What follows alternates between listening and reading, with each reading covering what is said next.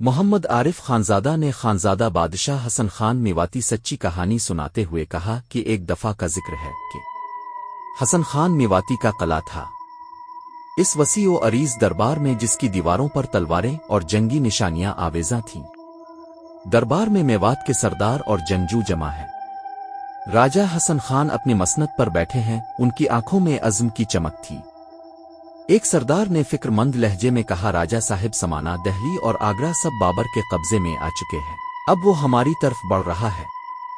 دوسرا سردار بولا، ہمیں بابر کو روکنا ہوگا، وہ ہماری زمین نہیں چھین سکتا۔ راجہ حسن خان پر اعتماد آواز میں کہا، ہم میواتی ہیں، غلامی ہماری فطرت میں نہیں۔ اگر بابر ہماری طرف بڑھ رہا ہے تو ہم اسے ایسا سبق سکھائیں گے کہ وہ ہمیشہ یاد رکھے گا۔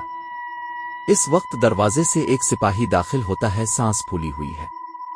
سپاہی راجہ رانا سانگا نے پیغام بھیجا ہے، وہ بابر کے خلاف جنگ کے لیے ہماری مدد چاہتے ہیں۔ دربار میں سناٹا چھا جاتا ہے، سب راجہ حسن خان کی طرف دیکھتے ہیں۔ راجہ حسن خان مسکراتے ہوئے بولے، ہم بابر کے خلاف اپنی زمین، اپنے وطن کے لیے لڑیں گے اور میواتی خون کبھی پیچھے نہیں ہٹے گا۔ فوج کو تیار کرو، ہم جنگ کے لیے نکل رہے ہیں۔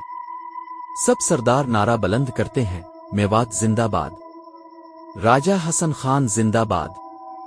دان جن، ہر طرف گرد و غبار ہے، گھوڑے ہنہنا رہے ہیں، سپاہی تیار کھڑے ہیں۔ سامنے بابر کی منظم فوج توپوں اور بندوقوں سے لیس ہے، جبکہ دوسری طرف میواتی اور راجپوت تلواریں اور ڈھال لیے کھڑے ہیں۔ راجہ حسن خان نے اپنی تلوار بلند کرتے ہوئے کہا، بھائیو، یہ زمین ہماری ماں ہے، اسے بچانے کے لیے اپنی جان دے دو۔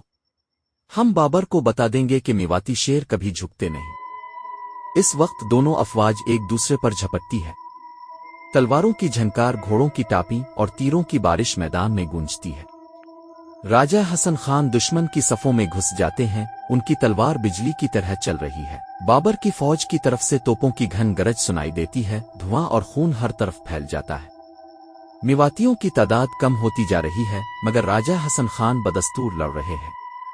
اچانک ایک تیر ان کے کندھے میں آ لگتا ہے، پھر دوسرا تیر ان کی ٹانگ میں پیوست ہو جاتا ہے، مگر وہ گرتے نہیں۔ راجہ حسن خان زخمی ہیں مگر مضبوط آواز میں للکارتے ہیں، میواتی کبھی پیٹھ نہیں دکھاتے، حملہ جاری رکو۔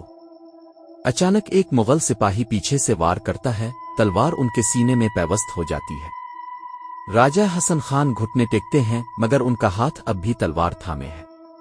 ان کی آنکھوں میں عزم کی چمک اب بھی باقی ہے۔ وہ آخری بار آسمان کی طرف دیکھ کر مسکراتے ہیں اور زمین پر گر جاتے ہیں۔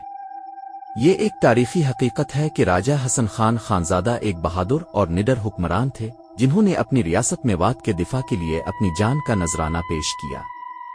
پانی پت کی پہلی جنگ میں اپنی بہادری دکھانے کے بعد وہ خانوا کی جنگ 15 مارچ 1527 میں بھی مغلوں کے خلاف ڈٹے رہے، جہاں وہ جام شہادت نوش کر گئے۔